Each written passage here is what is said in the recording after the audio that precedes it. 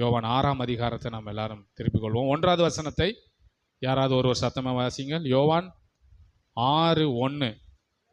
இங்கே நாம் பார்க்கிற சில காரியங்களை நாம் பார்க்கிறோம். இயேசு திபேரிய கடல் எனப்பட்ட கலிலிய கடலின் மறுகரைக்கு இயேசு சென்றார்.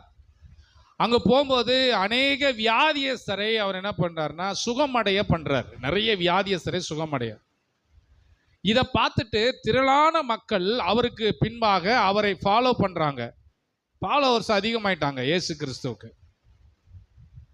இயேசு சீசர்களோடு கூட இந்த ஊழியத்தை அவர் ஆரம்பிக்கிறார். அந்த நாட்கள் பார்த்தீங்கன்னா பஸ்கா பண்டிகை நாட்கள் ரொம்ப சமீபமாக இருக்கிறது. இப்படிப்பட்ட சூழ்நிலையில் இயேசு அங்கு வந்த ஜனங்களை பார்க்கிறார். அங்கு வந்த ஜனங்களை அவர் கண்டார், பார்த்தார் என்று சொல்லப்பட்டிருக்கிறார். அந்த ஜனங்களை பார்த்த உடனே ஆண்டவருக்குள்ள ஒரு மனசுல ஒரு யோசனை தோன்றுகிறது. பிலிப்புவை பார்த்து சொல்றாரு, பிலிப்புவே, இவர்களுக்கு சாப்பாடு எங்கே வாங்கலாம் அப்படின்னு கேட்கிறாரு. நல்லா கவனிங்க. திரளான மக்கள் வர்றாங்க, அற்புதத்தை பார்க்குறாங்க. உடனே அவரை ஃபாலோ பண்ணுறதுக்கு நிறைய கூட்டம் அதிகமாகிறது. அங்கே ஒரு க்ரௌடு நிறைய பேர் வந்துட்டாங்க. இப்போ வந்த உடனே தேவன் இயேசு கிறிஸ்துவுடைய மனதில் ஒரு விஷயம் தோன்றுகிறது. இவர்களுக்கு சாப்பாடு எங்கே வாங்கலாம்? நம்முடைய தேவன் யாரையும் பட்டினியாக அனுப்புவது அவருடைய விருப்பம் அல்ல. அவர் நம்முடைய பசியையும் நம்முடைய தாகத்தையும் போக்கி நமக்கு தேவையானதெல்லாம் தேவன் தந்து நம்ம அழகு பார்க்கிறவர் தான் நம்முடைய ஆண்டவர். அதே போல இங்க சாப்பாடு எங்கே வாங்கலாம் என்று கேட்டபோது அவருக்கு முன்னாடியே தெரியும் இவன் வந்து சரியான பதில் சொல்ல மாட்டாரு அப்படின்னு பிலிப்பு தெரிஞ்சு தாம் செய்ய போகிறது அற்புதத்தெல்லாம் மனசுல நினைச்சுதான் பிலிப்பிட்ட கேட்கிறாரு. ஆனால் பிலிப்பு என்ன சொல்றான்னா, இவ்வளவு பேருக்கு எப்படி சாப்பாடு ரெடி பண்றது? 200 பணத்துக்கு வாங்கினா கூட பத்தாது. இவ்வளோ ஜனங்கள் இருக்கிறாங்க, இவங்களுக்கெல்லாம் சாப்பாடு எங்கே கொடுக்க முடியும் அப்படின்னு பத்தாதுன்னு சொல்றாரு. அந்த நேரத்தில் தான் அந்திரேயா அங்கே இருக்கிறார், பேதுருடைய சகோதரர். அந்திரியா வந்து இயேசுவை நோக்கி, இங்கே ஒரு சிறுவன் இருக்கிறான், அவரிடத்துல 5 அப்பமும் 2 மீன்களும் இருக்கிறது அப்படின்னு சொல்லிட்டு அவரு அந்திரேயாவும் என்ன சொல்றாரு, ஆனாலும் அப்படின்னு சொல்றாரு. என்ன ஆனாலும்னா, அது இந்த ஜன கூட்டத்துக்கு போதாது, பத்தாது. 2 பேருனுடைய ரிப்போர்ட்டுமே எப்படி இருக்குன்னா, இவ்வளோ பேருக்கு இது எப்படி பத்தும், இவ்வளோ பேருக்கு இது போதாது. நிறைய நேரங்கள் நம்முடைய மைண்ட் செட்டப்பும் அப்படிதான் வந்து விடுகிறது. இது இப்போ பத்தாது, இது போதாது, நமக்கு வருகிறதே கொஞ்சம், இதை வச்சு நம்ம என்ன பண்றது, பத்தாது போதாது, பத்தாது போதாது, இதே தான் வாழ்க்கையில பேசிக்கொண்டே இருக்கிறோம். ஆனால் அதுக்கு முன்னாடியே இயேசு கிறிஸ்து தான் என்ன செய்ய போகிறேன் என்பதை ரொம்ப தெளிவா இருக்கிறாரு. தெளிவா இருக்கிறனால தான் அவருக்கு இவர்கள் சோதிக்கிறதுக்கு தான் கேட்கிறாரு. இவனுங்க என்ன சொல்றாங்க, இவ்வளவு நாள் என்ன பின்பற்றி வர்றாங்களே, சரி இவர் அற்புதம் செய்வார்னு நினைக்கிறாங்களா, இல்ல இவங்க வாயின் பிறப்ப கேட்போன்னு கேட்கும் போது 2 பேருமே ஒரே மாதிரி சொல்றாங்க. அவன் வந்து 200 பணத்துக்கு வாங்கினாலும் பத்தாதுன்றாரு, 5 அப்ப 2 மீன் தான் இருக்கு, இவ்வளோ பேருக்கு இது போதாதுன்னு சொன்ன போது உடனே இயேசு என்ன சொல்றாருன்னா, சரி உங்களுடைய மைண்ட் செட்டப்பு அவ்வளோதான், உங்களுடைய மூளை ரொம்ப குறுகின மூளையா இருக்கு, எதுவுமே பத்தாது போதாது அப்படிதான் சொல்லிட்டு இருக்கீங்க. சரி நீங்க என்ன பண்ணுங்கன்னா, ஜனங்களை பந்தி உட்காரும்படி செய்யுங்கள் என்று சொல்லிட்டார். பந்தி உட்கார செய்யுங்கள். இவங்களுக்கு ஒண்ணுமே புரியல. என்ன நம்ம சொல்றது இயேசுநாதருக்கு புரியுதா இல்லையா? 200 பணத்துக்கு போய் வாங்கினா கூட பத்தாது, இவ்வளோ பேருக்கு 5 அப்ப 2 மீனுக்கு எப்படி இவ்வளோ பேருக்கு சாப்பாடு கொடுக்க முடியும்? எல்லாமே அவங்க அளவை பார்க்க ஆரம்பிச்சாங்க. ஆண்டவருடைய கிரியை அவங்க பார்க்க விரும்பல. உடனே பந்தி இருக்கப்படி செஞ்சார்கள். பந்தி இருக்கும்போது எத்தனை பேர் உட்கார்ந்தாங்க உங்களுக்கு தெரியும். எவ்வளவு பேர் உட்கார்ந்தாங்க? ஏறக்குறைய 5000 புருஷர்கள் இருந்தாங்க. அப்புறம் குழந்தைகள், அவங்க ஒய்ஃப் எல்லாம், சகோதரிகள்லாம் சேர்ந்தா அது இன்னும் லிஸ்ட் பெருசா போகும். அனைவரும், வசனம் சொல்லுகிறது, அனைவரும் வேண்டிய மட்டும் சாப்பிட்டார்கள். என்ன கவனிக்கிறீங்களா? அனைவரும் எப்படி சாப்பிட்டாங்க? வேண்டிய மட்டும் சாப்பிட்டார்கள். நம்முடைய தேவன் நாம் நினைப்பதற்கும் வேண்டுவதற்கும் நாம் கிரகிக்க முடியாத காரியத்தை நம்முடைய தேவன் நம்முடைய வாழ்க்கையிலே செய்வார். வேண்டிய மட்டும் நமக்கு தருவார். வேண்டிய மட்டும் சாப்பிட்டார்கள். அது மாத்திரமல்ல, மீதம் 12 கூடை நிறைய எடுத்தார்கள். எத்தனை கூட? வேண்டிய மட்டும் சாப்பிட்டு மீதம் எடுக்கிற ஆசீர்வாதத்தை கர்த்தர் கொடுத்தார். எல்லாம் விசுவாசத்தோடு தான். இங்க அப்படிதான் நடக்கிறது. வேண்டிய மட்டும் கொடுத்தார், வேண்டிய மட்டும் கொடுத்தார். அப்போ நாம் தேவனை நம்புகிறோம், தேவனை ஆராதிக்கிறோம், தேவனுக்காக ஒரு விஷயத்தை செய்வதற்கு பல தடவை யோசிக்கலாம்.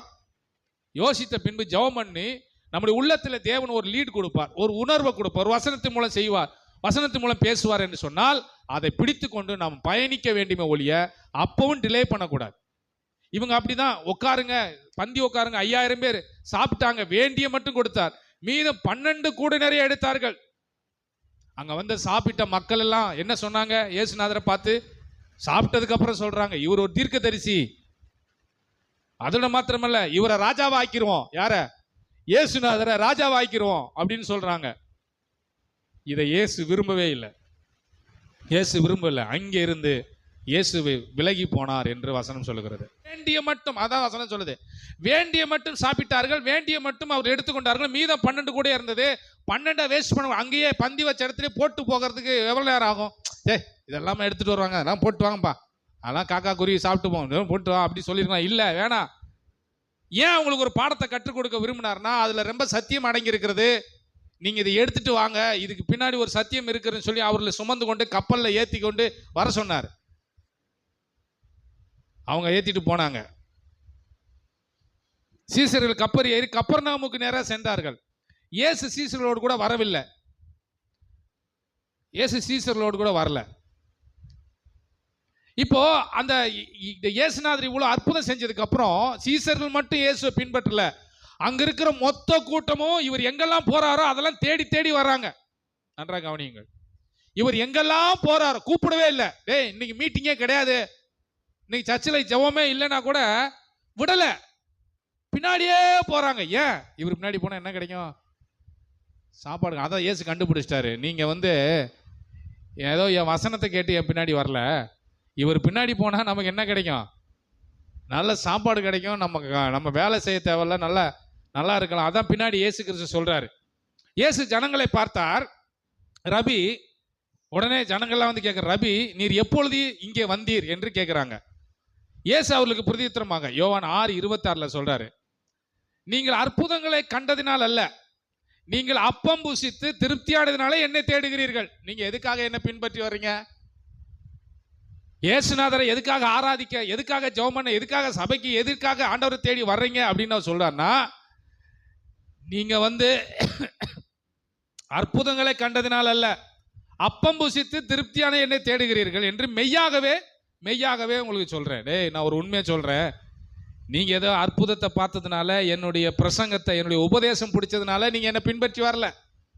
நீங்க எதனால என்னை பின்பற்றி வர்றீங்கன்னா, நீங்க புசித்து சாப்பிட்டு திருப்தி அடைஞ்சதுனால என்னை பின்பற்றி வருகிறீர்கள். அப்பதான் ஆண்டவர் சொல்றாரு, யோவான் 6:27 வாசிங்க மைக்கில். யோவான் 6:27 வாசிக்கிறீங்களா? அழிந்து போகிற ஜெசி வாசிமா 6:27. அழிந்து போகிற போஜனத்திற்காக அல்ல, அழிந்து போகிற போஜனத்துக்காக அல்ல, நித்திய ஜீவன் வரைக்கும் நிலைத்திருக்கிற போஜனத்திற்காகவே கிரியை நடப்பி. நல்ல கவனி. இயேசு கிறிஸ்து இவர்களை எதிர்பக்கம் டைவர்ஷன் பண்ணி விடுறாரு, எதிர்பக்கம் திசை திருப்புகிறார் என்று சொன்னால், நீங்க சும்மா ஏதோ இந்த உலக பிரகாரமான நன்மைக்காக மட்டுமே என்னை பின்பற்றி வர வேண்டிய நீங்கள் அவசியம் இல்லை. நீங்கள் எதை பின்பற்றி வர வேண்டும் என்று சொன்னால், அழிந்து போகிற போஜனத்திற்காக அல்ல, நித்திய ஜீவன் வரைக்கும் நிலை நிற்கிற போஜனத்திற்காகவே கிரியை நடப்பியுங்கள் என்று சொல்லுகிறார். ஒரு பெரிய ஒரு சத்தியத்தை அவங்க மேல தூக்கி வைக்கிறார். நீங்க இதற்காக கிரியை நடப்பியுங்கள் என்று சொல்லுகிற, எதற்காக கிரியை நடப்பி சொன்ன? நித்திய ஜீவன் வரைக்கும் நிலை நிற்கிற போஜனம். அது என்ன போஜனம்? நித்திய ஜீவன் வரைக்கும் இந்த போஜனம் நிலை நிற்குமா? யோவான் 6:28 அப்பொழுது அவர்கள் அவரை நோக்கி, தேவனுக்கேற்ற கிரியை நடப்பிக்கும்படி நாங்கள் என்ன செய்ய வேண்டும் என்றார்கள். இயேசு அவர்களுக்கு பிரதியுத்தரமாக, அவர் அனுப்பினவரை நீங்கள் விசுவாசிப்பதே தேவனுக்கேற்ற கிரியையாக இருக்கிறது என்ற. நல்லா கவனிங்க. ஆண்டவர் வந்து ஒரு திரள் கூட்டம் அவரை பின்பற்றி வருகிறது. நமக்கும் அதைத்தான் சொல்றோம், நம்ம எல்லாரும் அவரை பின்பற்றி வருகிறோம். ஆண்டவர் நம்மளை எதுக்கு நேராக நம்மளை நடத்த விரும்புகிறார் என்று சொன்னால், இந்த உலக பிரகாரம் நன்மை உனக்கு நிச்சயமா வரும். ஆராதனையில் சொன்னது போல நமக்கு நிறைய அந்த உலகத்துக்கு தேவையான வாழ தேவையான வசதி, ஃபாதர் பாடும்போது வாழ தேவையான வசதி தந்தீர், இருக்க நல்ல ஒரு வீடு, இதெல்லாம் நமக்கு கிடைக்கும். ஆனா அதுக்காக மட்டுமே முழுக்க இயேசுவை நம்புறதல்ல, கிரியை நடப்பிக்க வேண்டும். என்ன கிரியை நடப்பிக்க வேண்டுமா? அவர் அனுப்பினவரை நீங்கள் விசுவாசிக்க வேண்டும். வேற ஒண்ணு செய்ய வேண்டாம். நீங்க இயேசுவை விசுவாசிக்கிறீர்களா? இயேசுவை நீங்கள் விசுவாசிக்க வேண்டும். இயேசுவை விசுவாசிப்பதே தேவனுக்கேற்ற கிரியா இருக்கிறது. அவரை நீங்க நம்ப வேண்டும். அவரின் பாவத்துக்காக மரித்தார், அடக்கம் பண்ணப்பட்டார், உயிர் தெழுந்தார், அவர் திரும்ப வரப்போகிறார். இன்றைக்கும் அவர் ஜீவிக்கிறார், இன்றைக்கும் உயிரோடு இருக்கிறார். இன்றைக்கும் நான் ஜெபம் பண்ண ஜெபத்தையும் கேட்டு எனக்கு பதில் தருகிறார், என்னை ஆறுதல் படுத்துகிறார். யோவான் 6:30 சொல்லுது. அதற்கு அவர்கள் அப்படியானால் உம்மை விசுவாசிக்கும்படிக்கு நாங்கள் காணத்தக்கதாக நீர் என்ன அடையாளத்தை காண்பிக்கிறீர், எண்ணத்தை நடப்பிக்கிறீர். நல்ல கவனி. அப்படியானால் உம்மை விசுவாசிக்கும்படி நாங்கள் காணத்தக்க நீர் என்ன அடையாளத்தை காண்பிக்கிறீர் கேட்கிறாங்க கேள்வி. இப்ப நம்ம கூட அப்படிதான் கேட்கிறோம். ஆண்டவரே, நாங்கள் உண்மை விசுவாசிக்கிறோம், எங்களுக்கு என்ன அடையாளம், எங்களுக்கு எதை காண்பிக்கிறீர் உங்களை நம்புறதுக்கு? இல்லை, என் வாழ்க்கையில் இதை செஞ்சீங்க, இது நடந்தது, இது சுகமானது, எனக்கு ஒரு ஹீலிங் நடந்தது, எனக்கு ஒரு அற்புதம் நடந்தது, நாங்கள் உண்மை நம்புவதற்கு ஏதாவது ஒரு நீங்க அடையாளத்தை செய்ய வேண்டும். அதற்கு இயேசு வானத்திலிருந்து அவர்களுக்கு அப்பத்தை புசிக்க கொடுத்தார் என்று எழுதியிருக்கிறபடி தம்முடைய பிதாக்கள் வனாந்திரத்தில் மன்னாவை புசித்தார்கள். இங்க வந்து இயேசு கிறிஸ்து ஒரு அடையாளத்தை சொல்றாரு. நான் சுருக்கமா உங்களுக்கு பாயிண்ட் அவுட் பண்ணி சொல்லிட்டு போறேன். இங்க ஒரு அடையாளத்தை காண்பிக்கிறார். என்ன அடையாளம், என்ன நடப்பிக்கிறீர்? அவர் சொல்றாரு, என்ன அடையாளம், என்ன நான் நடக்க போறது அப்படின்னு நீங்க நினைக்கிறீங்களே, நானே ஜீவ அப்பம். அப்படின்னா என்ன? நான் தான் தேவ வார்த்தை. இந்த வார்த்தையை நம்புங்கள், உங்க வாழ்க்கையில நீங்கள் வேண்டுவதற்கும் நினைப்பதற்கும் அதிகமாக தேவன் கிரியை செய்வார். அல்லேலூயா. நீங்கள் எதை அடையாளமாக வைத்துக் கொள்ள வேண்டும், எதை தேவன் நமக்கு நடப்பிக்கிறார், எதை நமக்கு வைத்திருக்கிறார் நம்ப வேண்டும். நீ இந்த தேவ வார்த்தையை நீங்க 100% அப்படியே நம்ப வேண்டும். இதுல எழுதியிருக்கிற ஒரு உறுப்பாகிலும் எழுத்தாகிலும் ஒளிந்து போவது இல்லை. வானமும் பூமியும் ஒளிந்து போகும், இந்த வார்த்தை ஒளிந்து போகாது. இதுல சொல்லப்பட்ட பிரகாரமே எனக்கு நடக்கும் என்று நீங்கள் விசுவாசிக்க வேண்டும். அப்படிப்பட்ட விசுவாசத்தை தான் தேவன் நம்ம இன்றிடத்தில் எதிர்பார்க்கிறார். அதற்கு இயேசு அவர்களை நோக்கி, நீங்கள் வனாந்திரத்தில் வந்த அப்பத்தை மோசே உங்களுக்கு கொடுக்கவில்லை. போதும் அப்படி 53க்கு வந்துரும். இங்க மோசேனுடைய உதாரணத்தை எடுத்து சொல்றார். வனாந்தரத்தில் அந்த அப்பம் எப்படி அந்த மன்னா வந்தது பார்த்தீங்களா? அந்த மன்னாவை விட அந்த மன்னாவை புசித்தார்கள் எல்லாமே, அதெல்லாம் அதை விட மேலான ஒரு ஜீவ அப்பம் நான். அப்படின்னா என்ன சொல்றது? நான் என்று சொல்லுகிறார் இயேசு, தன்னை குறித்து சொல்லுகிறார். அப்படியானால் அவர் சரீரத்தை சாப்பிட சொல்றாரா அப்படின்னு நீங்க எடுத்துக்கொள்ளக்கூடாது. யோவான் 1 சொல்லப்பட்டிருக்கிறது, ஆதியிலே வார்த்தை இருந்தது, அந்த வார்த்தை தேவனிடத்தில் இருந்தது, அந்த வார்த்தை தேவனா இருந்தது, அந்த வார்த்தை தான் மாம்சமாகி இப்போ வந்திருக்கிறது. அப்படியான என்ன? இயேசு கிறிஸ்து சொன்ன வசனத்தை, வார்த்தையை, உபதேசத்தை நான் அப்படியே 100% நம்பினால் போதும், தேவன் என் வாழ்க்கையில் வேண்டிய மட்டும் என்னை ஆசீர்வதித்து என்னை உயர்த்த அவர் வல்லவராக இருக்கிறார். அல்லேலூயா சொல்லுவோமா? இந்த வார்த்தையை புசிக்காதவனுக்கு அப்படின்னா என்ன? இந்த வேத வசனத்தை வாசிக்காதவனுக்கு, இந்த வேத வசனத்தை பானம் பண்ணாதவனுக்கு. அதனாலதான் அவர் தன் சரீரத்தை குறித்து சொல்லும் போது, இந்த அப்பத்தை புசித்து இந்த ரத்தத்தை பானம் பண்ணுகிறவனுக்கு என்ன உண்டு? நித்திய ஜீவன் உண்டு. அப்படின்னா எதை சொல்றாரு? இயேசுநாதருடைய சரீரத்தையும் இயேசுநாதர் உடம்புல போன ரத்தத்தையும் மட்டுமா சொல்றாரு? இல்ல, எழுத்தின்படி எடுக்கக்கூடாது. ஜீவ அப்பம் நானே, வார்த்தையை சொல்லுகிறார். இந்த வார்த்தையை புசிக்கிறவன் இந்த வார்த்தையை சாப்பிட வேண்டும். இந்த வார்த்தையை ஒரு கூல்ட்ரிங்க்ஸ் குடிக்கிறது போல இதை டேஸ்ட் பண்ணி உணர்ந்து குடிக்க வேண்டும். ஜீவ அப்பம் நானே. இந்த அப்பத்தை புசிக்கிறவன், இந்த தண்ணீரை குடிக்கிறவன், இந்த வசனத்தை சாப்பிடுகிறவன் ஒரு காலம் தாகம் அடையான், ஒரு நாளும் பசி அடையான். அப்படின்னு என்ன சொல்றாரு? இந்த வசனத்தை படி, இதை நீ பானம் பண்ணு, இதை நீ சாப்பாடு மாதிரி, இதை ஃபுட் மாதிரி எடு. இந்த அப்பத்தை, இந்த வசனத்தை நீங்கள் எந்த அளவுக்கு தியானிக்கிறீர்களோ, எந்த அளவுக்கு வாசிக்கிறீர்களோ, எந்த அளவுக்கு இந்த வேத வசனத்தை நம்புகிறீர்களோ, அந்த அளவுக்கு இதுல பொக்கிஷம், ஆசீர்வாதம் இருக்கிறது. அதை நாம் புரிந்து கொள்ள வேண்டும். இப்ப இன்னைக்கு எத்தனை பேர் பைபிள் படிச்சீங்கன்னு நான் கேட்க விரும்பல, கேட்கவும் மாட்டேன். ஆனால் நீங்கள் ஒவ்வொரு நாளும் சொல்ல வேண்டும், எனக்கு கிடைக்கிற ஆகாரத்தை விட. அதனாலதான் தாவீது சொல்றான், உங்களுடைய வேதத்தை மறந்தால் என் வலதுகை என் தொழிலை மறப்பதாக. வலதுகையினுடைய தொழில் என்ன? சாப்பிடுறது. சாப்பாட்டை மறப்பதாக அர்த்தம். நான் வேதத்தை இன்னைக்கு வாசிக்க மறந்தால் என் கை 4 இட்லி சாம்பார் வைக்கும் போது அதை வெறுப்பதாக, இதை கூட படிக்காம இருந்துடலாம் பாஸ்டர், ஆனா அது எப்படி அது சாப்பிடாம இருக்க முடியுமா? கண்டிப்பா சாப்பிட்டு தானே ஆகணும் அப்படின்னு தான் நம்ம நினைப்போம். நான் சொல்றேன், அதை விட மேலான ஒரு ஊட்டச்சத்து, மேலான ஒரு வார்த்தை என்னன்னா இயேசு கிறிஸ்து, பிதாவாகிய தேவன், ஆவியானவர் நமக்கு தந்த இந்த வேத வசனம். இது நீங்க எங்க போனாலும் உங்களை வாழ வச்சிரும். அல்லேலூயா. நீங்களா இதை படியுங்கள், இதை தியானியுங்கள், இதை பானம் பண்ணுங்கள், உங்களுக்கு வாழ்வு இருக்கிறது, இதை விசுவாசியுங்கள். 53 சொல்லுகிறது, யோவான் 6:53, அதற்கு இயேசு அவர்களை நோக்கி, நீங்கள் மனுஷகுமாரனுடைய மாம்சத்தை புசியாமலும் அவருடைய ரத்தத்தை பானம் பண்ணாமல் இருந்தால் உங்களுக்குள்ளே ஜீவன் இல்லை என்று மெய்யாகவே மெய்யாகவே சொல்லுகிறேன். அப்படின்னா என்ன? மனுஷகுமாரனுடைய மாம்சம் என்பது என்ன? மனுஷகுமாரனுடைய வார்த்தை, இயேசு கிறிஸ்துவினுடைய வார்த்தை தான் இதை. இந்த வார்த்தையை புசியாதவன், இதுல இருக்கிறது இந்த ரத்தம், இந்த வசனத்தை பானம் பண்ணாமல் இருந்தால் உங்களுக்குள்ளே ஜீவன் இல்லை. நீங்க பைபிள் படிக்காம இருந்தா, வசனத்தை வாசிக்காம தியானிக்காம இருந்தா உங்களுக்குள்ளே உயிர் இல்லை. அது அப்படியே சாப்பாடு போல சாப்பிட வேண்டும், பானம் போல குடிக்க வேண்டும், சந்தோஷமா வாசிக்கணும். சில தூக்க கலக்கத்தில் எந்திரிச்சு பைபிள் படி சொன்னா கடமைக்கு, ஆமா தான் பார்க்குறமே, கடமைக்கு போய் சும்மா படிச்சுட்டு பைபிள் படிச்சிட்டேன், என்ன வசனம் சொல்லு, கர்த்தர் என் மேய்ப்பராக இருக்கிறார், நான் தாழ்ச்சேன்னா வருஷம் ஃபுல்லாக இதே தானா? வேற வசனமே ஆண்டவர் பேச மாட்டாரா? ஆதியிலே தேவன் வானத்தையும் பூமியும் படைத்தார், சிருஷ்டித்தார். ஓகே, வேற எதுவுமே தெரியாதுங்க. வசனத்தை நான் சொல்கிறேன் பிள்ளைகளுக்கு, பெரியவங்களுக்கும் சொல்கிறேன், இந்த வேதத்தை நம்ம எந்த அளவுக்கு முதலிடம் கொடுக்குறோமோ தேவன் நம்மளை போகிற இடங்கள்லாம் நம்மளை எல்லாத்தையும் முதலிடத்தில் வைப்பார். அல்லேலூயா.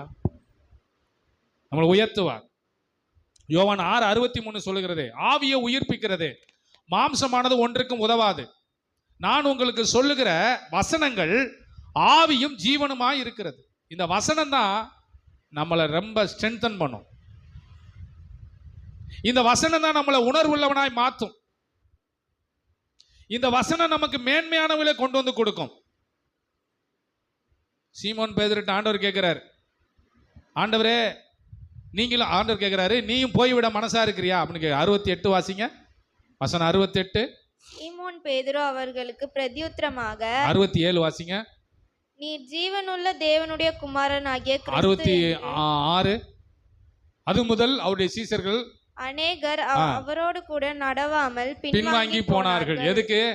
இந்த வசனத்தை படிங்க, இது நான் சொல்றதை கேளுங்கன்னு சொன்ன உடனே நிறைய பேர் இது கடினமான உபதேசமாச்சே, இதெல்லாம் எங்களால் செய்ய முடியாதுன்னு சொல்லிட்டு நிறைய பேர் பின்வாங்கி போயிட்டாங்க.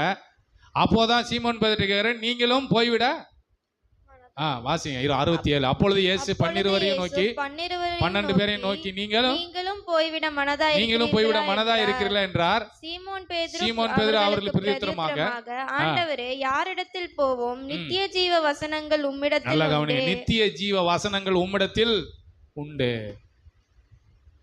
நீங்க படிக்கிற படிப்பை விட இந்த வசனத்தை நீங்கள் அதிகமாய் படிக்க கற்றுக்கொள்ளுங்கள். வசனத்தை சாப்பாடு போல, ஒரு கூல்ட்ரிங்க்ஸ் போல, ஒரு பானம் போல நீங்கள் அதை பருக ஆரம்பியுங்கள். அது மேல ரொம்ப தாகமா இருங்க. ஐயோ இன்னைக்கு பைபிள் படிக்கலையே அப்படின்ற ஒரு உணர்வு தான் வரணுமே ஒழிய, படிக்கலன்னா பரவாயில்ல பார்த்துக்கலாம் அப்படின்ற உணர்வு நமக்குள்ள வந்து விடக்கூடாது.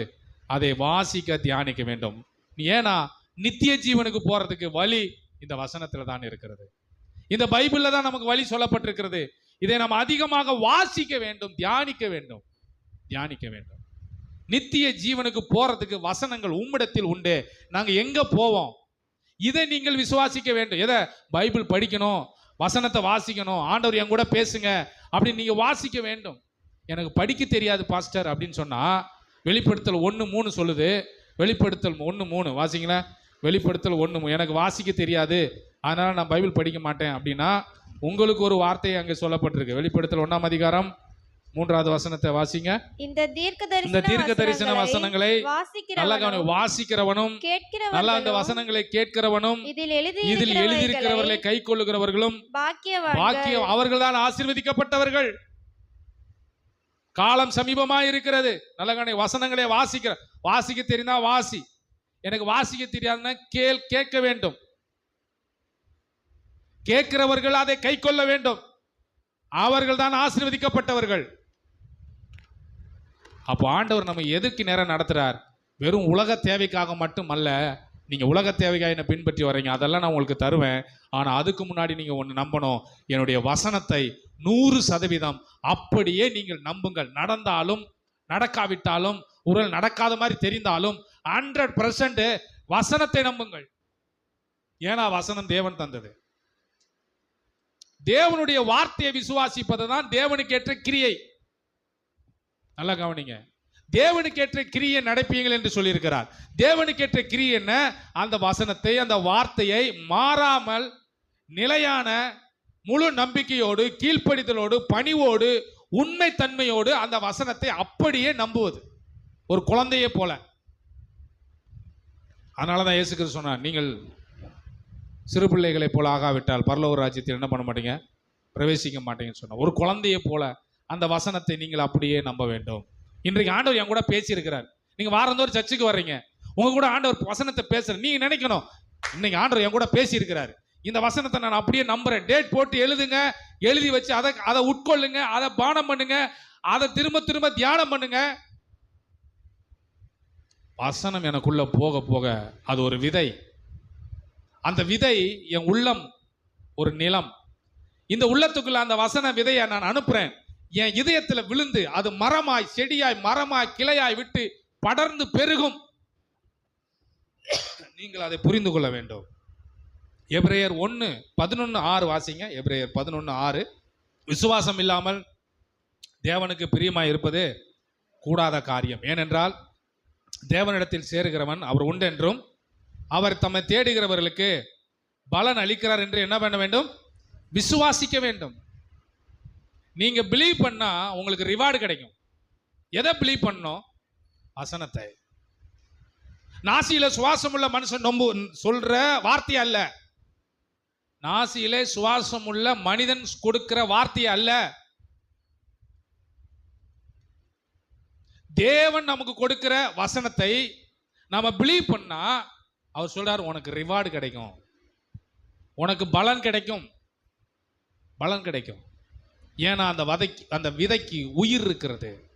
வசனம் ஒரு விதை. அதனால தான் அவர் சொல்ற, வழி அருகே விதைக்கப்பட்டவன், முள்ளுல விதைக்கப்பட்டவன், பாறையில விதைக்கப்பட்டவன், நல்ல நிலத்துல விதைக்கப்பட்டது. இதெல்லாம் எது? விதையவா சொல்றாரு? விதையை சொல்லிட்டு அதுக்கு ஒப்பனையா வசனத்தை சொல்றாரு. அந்த வசனத்தை பிசாசு எடுக்க பார்ப்பான், உங்களுக்குள்ள கிரியை செய்யாதபடிக்கு அதுல சந்தேகத்தை கொண்டு வருவான். பாத்தியா, இப்படிதான் சொல்லும். ஏசாயாவை எடுத்து அப்படிதான் சொல்லும், எரேமியாவை எடுத்து அப்படிதான் சொல்லும். நீ இப்போ சர்ச்சுக்கு போற, எதையாவது ஒரு வசனத்தை சொல்லுவாங்க, நீ அதெல்லாம் உனக்கெல்லாம் நடக்காது அப்படி சொல்லும். நீங்க எடுத்துடக்கூடிய காரணத்தை கொண்டும் வசனத்தை எடுக்கவே கூடாது. நான் ரட்சிக்கப்பட்ட போது முதல் தேவன் என் கூட பேசின யாத்திராகம் 34:10 என் வாழ்க்கையில மறக்கவே முடியாது. இன்ன வரைக்கும் அதுதான் என் ஊழியத்துக்கு பேஸ். நான் எப்பொழுதெல்லாம் எனக்கு நெருக்கமும் சோறு வருகிறது அப்பொழுதுதான் அந்த வசனத்தை நான் படிக்க ஆரம்பிப்பேன். ஆண்டவரே, நீங்க இந்த வசனத்தை சொல்லிதானே அன்றைக்கு 17 வயசா இருக்கும்போது என்னை ஊழியத்துக்கு அழைச்சிங்க, அதை தான் நான் திரும்ப உட்கொள்வேன், அதை தான் திரும்பவும் நான் குடிப்பேன். சோறு வரும்போது நான் குடிக்கிற ஒரு வசனம், சோறு வரும்போது நான் சாப்பிடுகிற ஒரு வசனம், அந்த வசனம் தான். அதே போல உங்களுக்கு ஒரு வசன வார்த்தை இருக்கும். தேவன் உங்களோடு கூட பேசியிருப்பார். அந்த வசனத்தை நீங்கள் விசுவாசிக்க வேண்டும், பிலீவ் பண்ணுங்க. ஆப்போசிட்டா தான் இருக்கும், வித்தியாசமா தான் இருக்கும். ஆனாலும் முடிவு பரிந்த நம்புங்கள், முடிவு பரிந்த நல்லங்கள். உதாரணம் ஆபிரகாமை நம்ம பார்க்கிறோம். ஆதியாகமம் 15ஆம் அதிகாரத்துக்கு வாங்க. ஆதியாகமம் 15:1 வாசிங்க யாராச்சும். கர்த்தருடைய வார்த்தை ஆபிரகாமுக்கு தரிசனத்திலே உண்டாகி, ஆபிரகாமே நீ பயப்படாதே, நான் உனக்கு கேடகமும் உனக்கு மகாபரிய பலனுமா இருக்கிறேன். கர்த்தருடைய வார்த்தை என்ன சொல்லுகிறது? நீ பயப்படாத. சொல்லுங்க பக்கத்துல பா, சொல்லுங்க நீ பயப்படாத. சொல்லுங்க பக்கத்துல,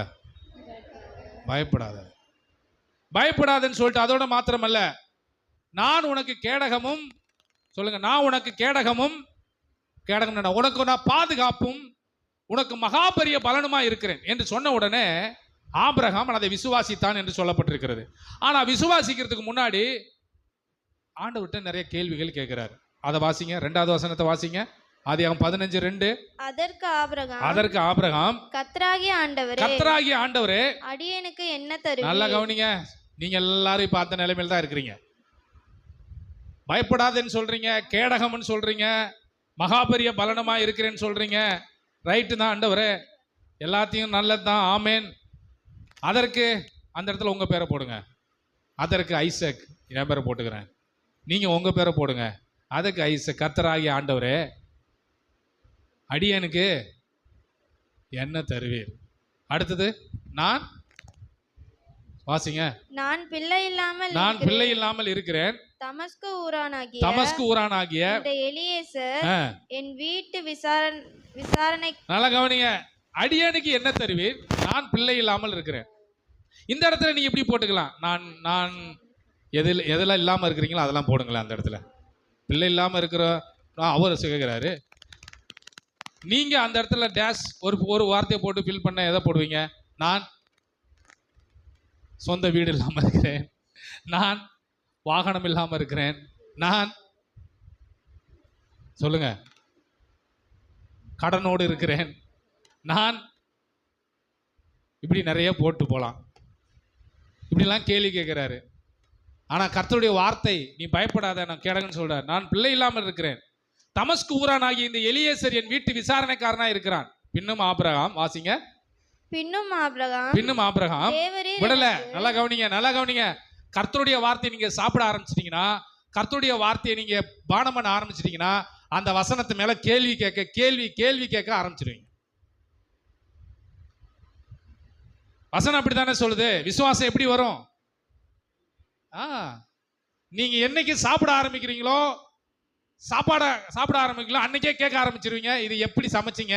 ஹலோ வாசிங்க. அப்பொழுது கர்த்தருடைய பின்னும் ஆபிரகாம், தேவரீர் எனக்கு புத்திர சந்தானம் அருளவில்லை, இதோ என் வீட்டில் பிறந்த பிள்ளை எனக்கு சுதந்திரவாளியாக இருக்கிறான். நல்லா கவனிங்க. இப்போ என் வீட்டில் பிறந்த பிள்ளை எலியேசருடைய பிள்ளைகள், என் வீட்டில் வேலை செய்கிற வேலைக்காரனுடைய பிள்ளைகள்லாம் இருக்கு, ஆனா எனக்கு இல்லை. அப்பொழுது கர்த்தருடைய வார்த்தை அவனுக்கு உண்டாகி, இவன் உன்னை சுதந்திரவாளி அல்ல. நல்லா கவனி. இவன் உனக்கு சுதந்திரவாளி அல்ல. இப்ப ஆண்டவர்கிட்ட கேட்கிறான், இப்ப நீங்க அனுபவித்துக் கொண்டிருக்கிற இது உனக்கு சுதந்திரம் அல்ல, உனக்கென்று சொந்தமாக உனக்கென்று உன்னை நான் தரப்போகிறேன். ஒரு அல்லேலூயா சொல்லுங்க. இது உனக்கு சுதந்திரம் அல்ல, உனக்காக உன் பேரில் உன் பேர் சொல்லும்படியாக உனக்கு ஒன்றை நான் செய்ய போகிறேன். அவன் தான் ஈசாக்கு. எனக்கென்று எதுவுமே இல்லை, என் பேர்ல எதுவுமே கிடையாது அப்படி நீங்க நினைக்கிறீங்களா? இங்க ஆபிரகாம் திரும்ப வசனத்தை நம்புறதுனாலதான் கேள்வி கேட்கிறாரு. வசனத்தை நம்பலன்னா கேள்வி கேட்க வேண்டிய அவசியம் இல்லை. நீங்களா வசனத்தை நம்புனீங்கன்னா வசனத்தை பார்த்து கேள்வி கேளுங்க, என்ன பார்த்து கேள்வி கேட்க வேண்டிய அவசியம் இல்லை. எதை பார்த்தா நீங்க கேள்வி கேட்கணும்? வசனத்தோடு பேசுங்க. வசனம் இப்படி சொல்லுகிறதேன்னு கேளுங்க.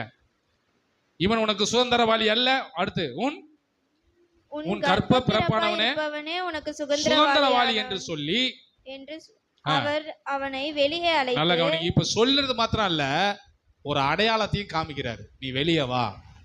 அப்புறம் வெளியே அழைத்து நீ வானத்தை அண்ணாந்து பார்த்து நட்சத்திரங்களை என்ன கூடுமானால் அவைகளை என்ன என்று சொல்லி அவனை நோக்கி உன் சந்ததி இவ்வண்ணமாய் இருக்கும் என்றார். அவன் கர்த்தரை விசுவாசித்தான், அதை அவர் அவனுக்கு நீதியாக எண்ணினார். அல்லேலூயா சொல்லுங்க. அல்லேலூயா. ஆண்டவர் நமக்கும் அப்படிப்பட்ட அடையாளங்களை, அவங்க கேட்டாங்களே சீசர்கள், என்ன அடையாளத்தை வைத்திருக்கிறீர்? ஏதோ ஒரு அடையாளம். இது என்ன கூடுமா? நட்சத்திரத்தை என்ன கூடுமா? என்ன மணலை என்ன கூடுமா? என்ன கூடுமானால் அவைகளை எண்ணி சொல்லு, பின்பு உன் சந்ததி இவ்வளவா இருக்கும் என்றார். ஆபிரகாம் அதை விசுவாசித்தான். ஆபிரகாமுடைய வேலை விசுவாசிக்கிற வேலை. ஆனா அவர் அங்க கர்த்தர் அதை நீதியாக எண்ணினார் என்று சொல்லப்பட்டிருக்கு. நீதியாக எண்ணினார் அப்படின்னா என்ன? இவனுக்கு எதையாவது ஒன்று நான் செய்ய வேண்டும் என்று சொல்லி தேவன் மனசுல விரும்பினார். ஆண்டவர் இவ்வளவு காலங்கள் ஆனாலும் ஆபிரகாமுக்கும் சாராளுக்கும் ஆண்டவர் நன்மை செய்தார். அல்லேலூயா. காரணம், கர்த்தர் சொன்ன வார்த்தையை விசுவாசித்தார். இன்னைக்கும் அப்படிதான். நீங்க ஆண்டவர் சொன்ன வசனத்தை நம்புகிறீர்களா? அதை கர்த்தர் நீதியாக எண்ணுவார், விட மாட்டார். நோவாவை பார்க்கிறோம். தேவனுக்கும் அவருடைய சித்தத்திற்கும் இசைந்து சரியான ஐக்கியத்துடன் சார்ந்து இருக்கிறது தான் நீதி. நோவாவுடைய வாழ்க்கையில் நீதிமான் உத்தமன் தேவனோடு சஞ்சரித்துக் கொண்டிருந்தான். தேவன் அவனை காப்பாற்றினான். நம்முடைய வாழ்க்கையில் அப்படிதான், இந்த வசனத்தோடு சஞ்சரித்துக் கொண்டே இருக்க வேண்டும். வேத வசனம் நமக்கு சொன்ன அடையாளங்கள், நமக்கு ஆண்டவர் பேசின வார்த்தைகள், நமக்கு கொடுத்த வாக்கு தத்தங்கள், இதெல்லாம் சொல்லி சொல்லி சொல்லி ஜெபிக்க வேண்டும். இதுதான் தேவனுக்கேற்ற கிரிகை, தேவனுக்கேற்ற வேலை. விசுவாசிப்பது ஒரு வேலை. விசுவாசத்தை கிரியை செய்ய விடுங்க, நீங்க அதை நம்புங்க. ஆனா இன்னொருத்தர் இருக்கிறான், ஆண்டவர் சொன்ன வார்த்தையை விசுவாசிக்கல. அதை மட்டும் பார்த்து முடிச்சிருவோம். ஒருவன் விசுவாசித்தான், தேவன் அவனுக்கு நீதியாக எண்ணி அவனுக்கு பதில் தந்தார். ஆனா ஒரு 2 பேரை கூப்பிட்டு, ஏதேன் தோட்டத்தில் நடந்த சம்பவம் நமக்கு நல்லா தெரியும். நன்மை தீமை அறியத்தக்க விருட்சத்தின் புசிக்க வேண்டாம், தேவ வார்த்தை என்ன சொன்னது? புசிக்க வேண்டாம் என்று சொன்னது. ஆனால் இவர்கள் அதை புசித்தார்கள். புசித்த உடனே ஆண்டவர் கேட்கிறாரு, ஆதாமே அப்படின்னு முதல் எடுத்தோன்னா யாரை தான் கூப்பிட்டாரு? யாரை தான் கூப்பிட்டாரு? ஆதாம தான் கூப்பிடுறாரு. அதுக்கு முன்னாடி சர்பம் ஏவாளை வஞ்சித்து அவனை வஞ்சனை பண்ணி ஏமாற்றினான். வஞ்சகன் ஏமாத்தி விட்டான். நன்மை தீமை அறிந்து தேவர்களை போல இருப்பில் என்று வார்த்தை சொல்லி ஏமாத்தினான். உடனே இவங்க என்ன பண்ணிட்டாங்கன்னா, அந்த விருட்சம் புசிப்புக்கு நல்லதும் பார்வைக்கு இன்பமும் புத்தியை தெளிவாக்குறதும் என்று அறிந்து அந்த கனியை பறித்து புசித்து தன் புருஷனுக்கும் கொடுத்தான், அவனும் புசித்தான்.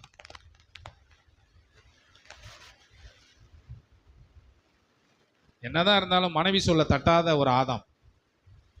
மனைவி என்ன சொன்னாலும் ஆமா சாமி போடுறது. அப்படிப்பட்ட நல்ல ஒரு புருஷன் தான் ஆதாம். அவன் கேட்டிருக்கலாம், கர்த்தருடைய வார்த்தை நமக்கு இப்படி சொல்லலையே, ஏன் நீ அவசரப்படுற? அவசரப்படாத, பொறுமையா இரு. அவர் தான் சொல்லிட்டு போயிருக்காருல்ல, படிச்சு படிச்சு சொன்னாரே, இதை சாப்பிடாத, இதை சாப்பிடு, இதை சாப்பிடாத, இதை சாப்பிடுன்னு. அவன் கேட்கவே இல்லை, சாப்பிட்டான். இருவருடைய கண்களும் திறக்கப்பட்டது. தங்கள் நிர்வாணம் நின்று அத்தி இலையை தைத்து தங்கள் அறைகளுக்கு உண்டு பண்ணி அவங்களே ஒரு ரெடிமேடா ஒரு ட்ரெஸ் அவங்களே தயாரிச்சுக்கிட்டாங்க. நீங்க நல்லா கவனிங்க, கர்த்தருடைய வார்த்தையை நீங்க நம்பலனா, நீங்களா டெம்பரவரியா ஒரு வாழ்க்கையை நம்ம வாழ்க்கையை நடத்திக்கலாம்னு சொல்லிட்டு நீங்களா சுயமா மாம்சமா யோசிச்சு வாழ்க்கையை நடத்த ஆரம்பிப்பீங்க. ஒரு நாள் வரும், எவ்வளவு நாள் அத்தியில நிக்கும்னு நினைக்கிறீங்க? எவ்வளவு நாள் நீங்க வார்த்தையை நம்பாம சுயபலத்துல போய் வாழ்ந்து முடியாது. ஆதாமியாவால அப்படிதான், நம்மளா ஒண்ணு செஞ்சுக்கிறோம், வார்த்தையை நம்பல, இவங்களா ஒண்ணு செய்ய ஆரம்பிச்சாங்க. தேவன் பகலின் குளிர்ச்சியான வேலையில ஆண்டவர் வந்தார். அவருடைய வாய்ஸ், அவருடைய சத்தம் கேட்கிறது ஏதேன் தோட்டத்துல. 3:8 வாசிங்க. 3:8. பகலில் குளிர்ச்சியான வேளையிலே தோட்டத்தில் உலாவுகிற தேவனாகிய கர்த்தருடைய சத்தத்தை அவர்கள் கேட்டார்கள். அப்பொழுது ஆதாமும் அவன் மனைவியும் தேவனாகிய கர்த்தருடைய சந்ததிக்கு விலகி தோட்டத்தின் விருட்சங்களுக்குள்ளே ஒளிந்து கொண்டார்கள். தேவனுடைய வார்த்தைய நம்ம முக்கியத்துவம் கொடுக்கலன்னா ஒளிந்து கொள்வோம். யாருக்கு நம்மளை காமிக்க மாட்டோம். ஆதாமை கூப்பிட்டு நீ எங்கே இருக்கிறாய் என்றாய். எங்கே இருக்கிறாய்? ஆதாம் சொல்றான் 10:3 ஆதியாகமம் 3:10 அதற்கு அவன் நான் தேவரீருடைய சத்தத்தை தோட்டத்திலே கேட்டு நான் நிர்வாணியாய் இருப்பதினால் பயந்து ஒளிந்து கொண்டேன் என்றான். ஒளிந்து கொண்டேன். ஏன்பா நீ ஒளியணும்? ஆண்டுடைய வார்த்தை உன்னை ஒளிய வைக்கிறதுக்கா? நீ ஏன் ஒளிஞ்சுக்கிட்ட? நிறைய நேரங்கள் நம்மளும் ஒளிஞ்சுக்கிறோம்ல. சபையில ஒரு குறிப்பிட்ட வார்த்தையை பேசும்போது நம்ம ஒளிஞ்சுக்கிறோம். தங்களை ஒளித்துக் கொள்ள விரும்புகிற காரணம் அவங்கள்ட்ட கடவுளுடைய வார்த்தை இல்லை. தேவ வார்த்தை நமக்குள்ள இருந்தா நம்ம யாருக்கும் ஒளித்துக் கொள்ள மாட்டோம். நம்ம தைரியமா இருப்போம். ஆதாம் தன்னை ஒளித்துக் கொள்ள ஆரம்பித்தான். அதனால் வந்த பிரச்சனை உங்களுக்கு தெரியும். அதனால் வந்த பிரச்சனை என்ன? ஆதாமுக்கும் ஏவாளுக்கும் சர்ப்பத்துக்கும் வந்த தண்டனைகளை நீங்க வரிசையாக நீங்க பார்க்க முடியும். நாம் ஒன்றை புரிந்து கொள்ள வேண்டும். தேவ வார்த்தைக்கு நாம் முக்கியத்துவம் கொடுத்தால் நாம் ஒளிந்து கொள்ள வேண்டிய அவசியம் இல்லை.